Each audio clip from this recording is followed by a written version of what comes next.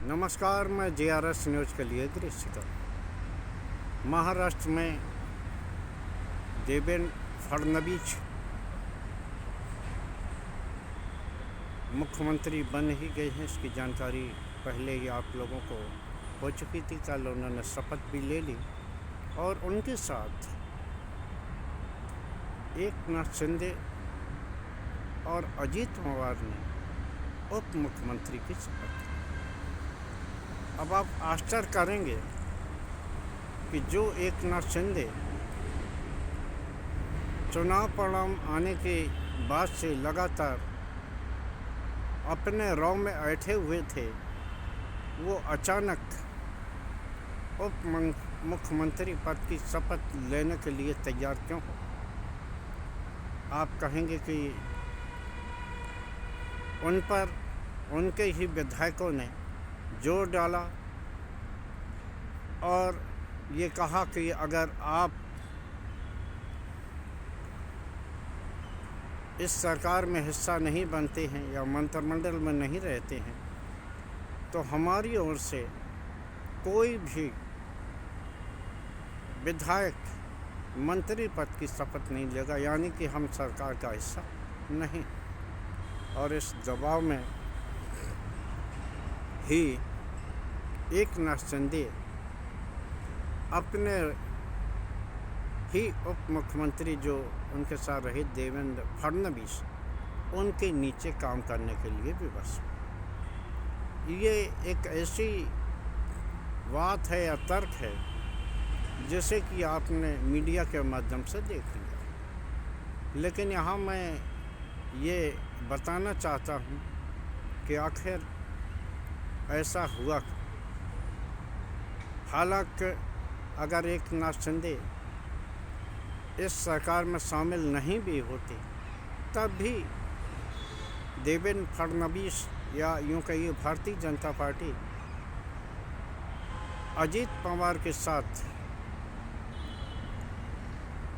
मिलकर सरकार बना लेती। अचानक ऐसा क्या हुआ जैसे कि एकनाथ शिंदे ना करके और उप मुख्यमंत्री पद के लिए हाँ कर बैठे। मैंने कल के ब्लॉग में ही आपको बताया था कि महाराष्ट्र की पूरी राजनीति का खेल पहले कुछ भी रहा हो, अमित शाह ने रणनीति बनाई हो, चुनाव आयोग ने मदद की हो, ये बातें अब विगत की हो चुकी। लेकिन असली रणनीति और ज़मीन पर आकर काम करने का काम राष्ट्रीय स्वयंसेवक संघ ने किया। राष्ट्रीय स्वयंसेवक संघ ने ही ये दबाव डाला ना सिर्फ देवेंद्र फडणवीस पर, भारतीय जनता के केंद्रीय नेतृत्व पर, यहाँ तक कि प्रधानमंत्री और गृह मंत्री ने कि एकनाथ शिंदे को सरकार में शामिल रखना ही है।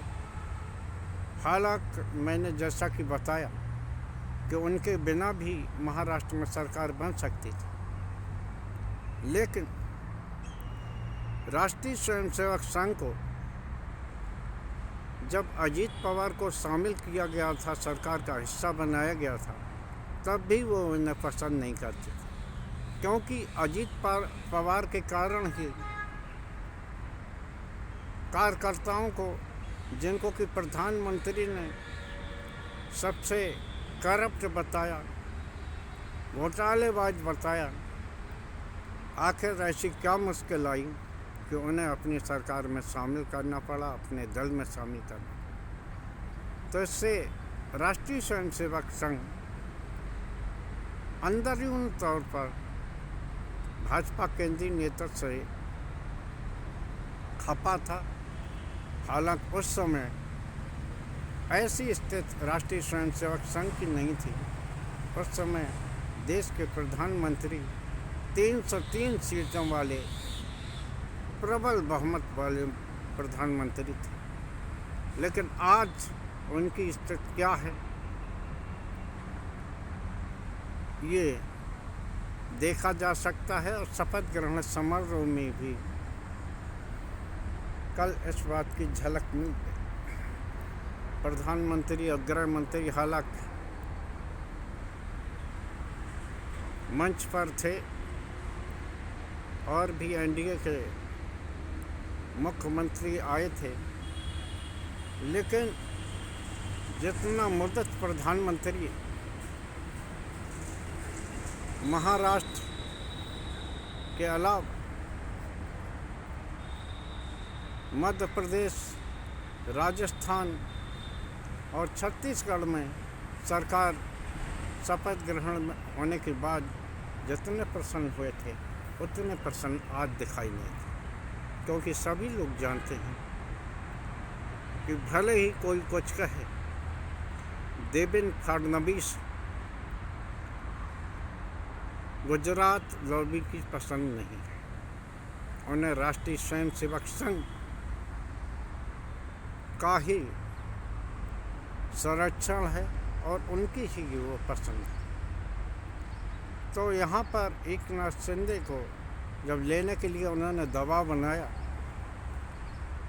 ये इधर एकनाथ शिंदे लुका छिपी कर रहे थे, तो उनके करीबियों के जरिए राष्ट्रीय स्वयंसेवक संघ ने उनसे मुलाकात की। ये मेरे सूत्र कहते। राष्ट्रीय स्वयंसेवक संघ ने उन्हें स्पष्ट संदेश दिया कि आप इस सरकार में शामिल रहिए और आगे मौका मिला तो निश्चित तौर पर आपका मान सम्मान भी रहेगा और आपको परेशान नहीं किया जाएगा और आपकी मान प्रतिष्ठा रहेगी। आप हिंदुत्ववादी पार्टी।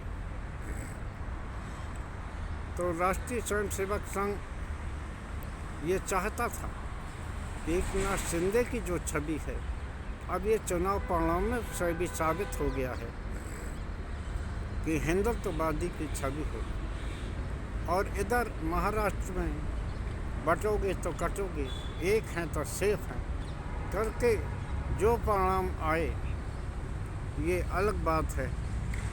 महाराष्ट्र के चुनाव में परिणामों के लिए ये भी आज पर भी सवालिया निशान लग रहे, लेकिन राष्ट्रीय स्वयंसेवक संघ ने पर्दे के पीछे रह के जो काम महाराष्ट्र में किया है, हरियाणा में भी किया था, उस काम को नकारा नहीं जा सकता। खैर, तो एकनाथ शिंदे राजी हुए। और दूसरा जो सबसे प्रमुख कारण है राष्ट्रीय स्वयंसेवक संघ का, और वो ये था कि जो 2022 में बीएमसी के चुनाव होने थे, वो चुनाव अभी तक नहीं हो पाए। संभवतः अब जल्दी ही उन चुनाव का ऐलान होगा। पहले से ही ये चुनाव काफ़ी लेट हो चुके हैं।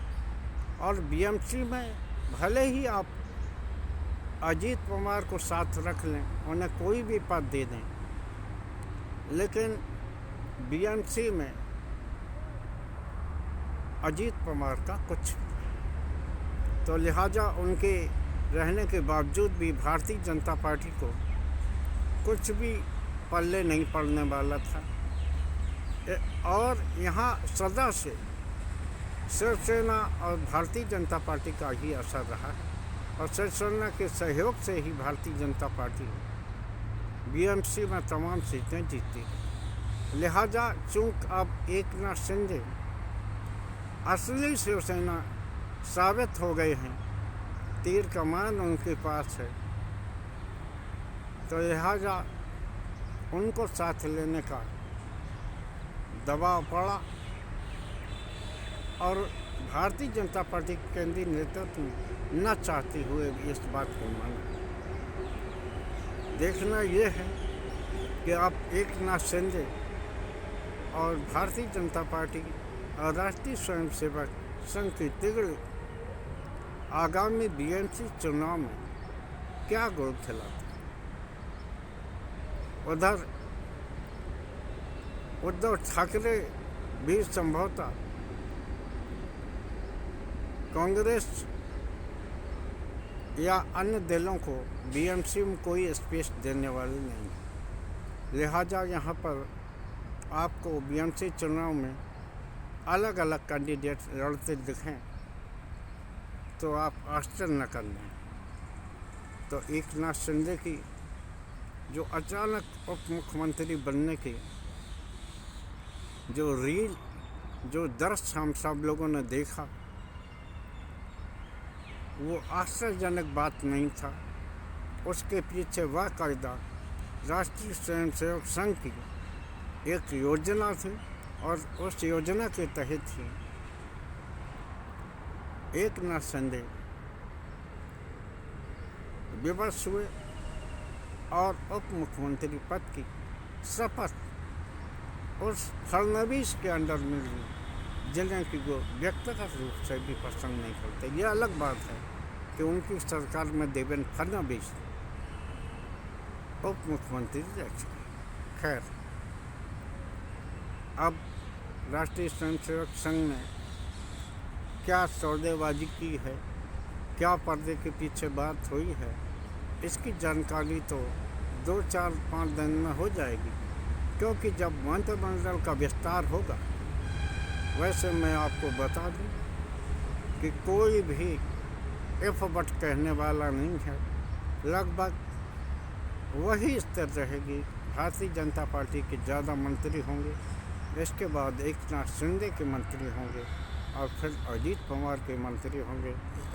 विभागों को देखकर हम एक और वीडियो बता के आपको बता सकेंगे कि आखिर किसके हाथ क्या लगा, लेकिन आप ये तय मान लीजिए कि राष्ट्रीय स्वयंसेवक संघ या भारतीय जनता पार्टी आप कह लीजिए, वो अजीत पवार के बनस्पत एकनाथ शिंदे को अपने ज़्यादा करीब पाते गए।